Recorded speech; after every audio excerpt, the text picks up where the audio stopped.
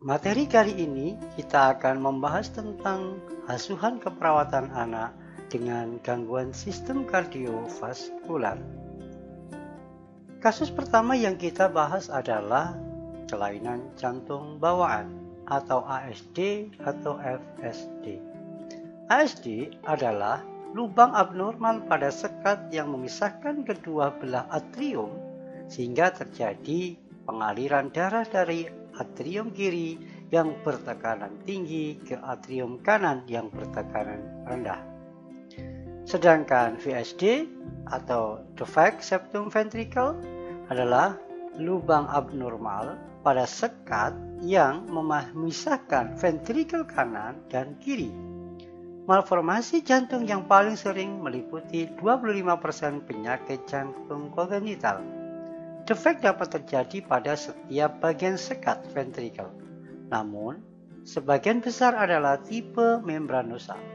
Defek ini ada pada posisi posterior inferior anterior dari daun katup sekat, katup trikuspidal. Defek pada bagian tengah atau daerah apex sekat ventrikel adalah tipe muskuler, dapat tunggal atau multiple. Selanjutnya, pengkajian keperawatan yang sering ditemukan pada kelainan jantung bawaan baik ASD maupun VSD. Akan ditemukan bercak biru pada kulit seperti sianosis, bernafas dengan cepat, detak jantung yang terlalu cepat, lelah secara berlebihan, sesak nafas, pembengkakan pada tangan kiri, pergelangan kaki, perut, atau sekitar mata. Pingsan misalnya saat berolahraga. Diagnosa keperawatan yang sering ditemukan antara lain adalah penurunan curah jantung, gangguan pertukaran gas, intoleran aktivitas, gangguan tumbuh kembang, defisit nutrisi, risiko infeksi, tentunya adalah perubahan peran orang tua. Intervensi keperawatan pada kelainan jantung bawaan jika diagnosisnya adalah penurunan curah jantung karena malabsorpsi jantung, intervensinya adalah observasi kualitas dan kekuatan denyut jantung, nadi barifir, warna dan kehangatan kulit. Tegakkan derajat sianosis, membran mukosa, clubbing, monitor tanda-tanda seperti gelisah, takikardi, sesak, lelah saat minum, periorbital edema, polikuri, dan hepatomegaly. Kolaborasi dengan dokter dalam pemberian obat diuretik untuk menurunkan afterload sesuai dengan indikasi. Jika masalahnya gangguan pertukaran gas, maka intervensinya adalah monitor kualitas dan irama pernafasannya, atur posisi anak dengan posisi Fowler, hindari anak dari orang yang terinfeksi, berikan istirahat yang cukup, berikan oksigenasi sesuai dengan indikasi. Jika masalahnya adalah intoleran aktivitas, maka intervensinya adalah izinkan anak sering istirahat dan hindarkan gangguan saat tidur. Anjurkan untuk melakukan permainan dan aktivitas ringan. Bantu untuk memilih aktivitas yang sesuai dengan usia, kondisi, dan kemampuan anak. Berikan periode istirahat setelah melakukan aktivitas. Hindarkan suhu lingkungan terlalu panas atau dingin. Hindarkan hal-hal yang menyebabkan ketakutan atau kecemasan pada anak. Kasus selanjutnya adalah tetralogy of Fallot. Tetralogy of Fallot merupakan kelainan jantung bawaan sianotik. Kelainan yang terjadi adalah kelainan pertumbuhan di mana terjadi defek atau lubang dari bagian infundulum septum intraventrikuler atau sekat antara rongga ventrikel, dengan syarat defek tersebut paling sedikit sama besar dengan lubang aorta. Pengkajian yang sering ditemukan pada kasus tetralogy of Fallot adalah sesak yang biasanya terjadi ketika anak melakukan aktivitas, misalnya menangis atau mengedan, berat badan bayi tidak bertambah, pertumbuhan berlangsung lambat, sianosis atau kebiruan. Sianosis akan muncul saat pada anak beraktivitas, makan atau menyusui atau menangis. di mana vasodilatasi sistemik atau pelebaran pembuluh darah di seluruh tubuh muncul dan menyebabkan peningkatan sang dari kanan ke kiri. Jari tangan seperti tabuh genderang atau gada atau clubbing finger. Diagnosa keperawatan yang sering muncul antara lain adalah gangguan pertukaran gas, intoleran aktivitas, dan defisit nutrisi. Intervensi keperawatannya adalah jika terjadi gangguan pertukaran gas, maka tindakannya adalah monitor tanda vital, monitor kecepatan, irama kedalaman dan kesulitan bernafas, catat pergerakan dada, catat ketidaksimetrisan, penggunaan otot bantu pernafasan dan reaksi otot supraklavikular dan interkosta, monitor suara tambahan seperti mengorok dan seterusnya, monitor pola nafas, monitor saturasi oksigen, dan pasang sensor pemantauan oksigen.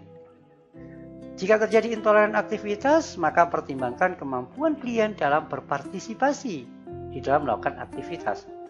Berkolaborasi dengan ahli terapis fisik, okupasi terapi, rekreasi dalam perencanaan dan pemantauan program aktivitas.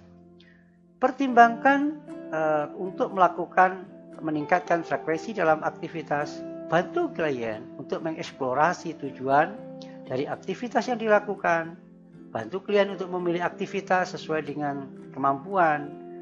Kolaborasi dengan tim kesehatan lain dalam mengembangkan rencana keperawatan. Jika masalahnya adalah defisit nutrisi, ajarkan dan dukung pemenuhan kebutuhan nutrisi. Dorong klien untuk mendiskusikan makanan yang disukai bersama ahli gizi. Kembangkan hubungan yang mendukung dengan klien. Monitor tanda-tanda fisiologis, tanda vital, elektrolit, timbang berat badan, monitor asupan, intake maupun outputnya, monitor asupan kalori makanan per hari. Secara umum, penata laksanaan tetralogy oval itu adalah tata laksana pada saat dirawat inap, ada dirawat jalan, dan kemungkinan ketika pada saat sianosis. Kalau dirawat jalan adalah jika derajat 1 atau berikan medikamentosa tidak perlu. Operasi rujukan perlu dimotivasi. Operasi total dapat dikerjakan kalau berat badannya lebih dari 10 kg. Kalau sangat sianosis, ada komplikasi abses otak, perlu dilakukan operasi. Ya. Kemudian derajat 2 dan 3, medikamentosanya adalah pemberian obat propanolol. Operasinya perlu dimotivasi. Koreksi total dapat dikerjakan jika berat badan lebih dari 10 kg berat badan kilogram.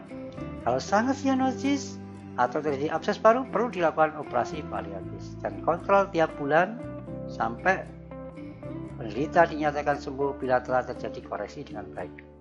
Nah, ketika pasien dalam kondisi rawat inap, tata laksananya adalah atasi kegawatan yang ada, oksigenasi yang cukup, tindakan konservatif, tindakan bedah tentu, operasi paliatif dilakukan bila anak berat badannya kurang dari 10 kg dengan keluhan yang jelas, derajat 2, 3, dan 4, koreksi total untuk anak berat badan lebih dari 10 kg, kemudian tutup VSD, tata laksana gagal jantung kalau ada, tata laksana radang paru kalau ada, pemeliharaan kesehatan gigi, THT, dan pencegahan endokarditis. Kemudian pengobatan pada serangan sianosis, usahakan meningkatkan saturasi oksigen arteri dengan cara membuat posisi knickers atau ventilasi yang adekuat, menghambat pusat nafas dengan morfin, sulfat 0,1 sampai 0,2 mg per kilogram berat badan melalui IM. Bila serangan hebat, bisa langsung diberikan natrium bikarbonat. Bila HB kurang dari 15 gram, diberikan transfusi darah 5 ml per kilogram berat badan.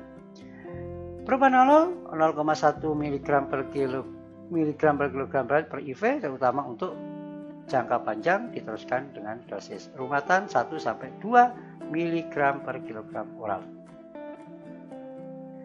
Nah, untuk orang tua yang menderita kelainan jantung bawaan bisa diajari tentang bagaimana menyusui atau menyuapi anak secara perlahan, memberikan porsi makanan yang kecil tapi sering, mengurangi kecemasan, menghentikan tangis, dan membaringkan anak dalam posisi miring dan kaki ditekuk ke dada selama serangan sianosis.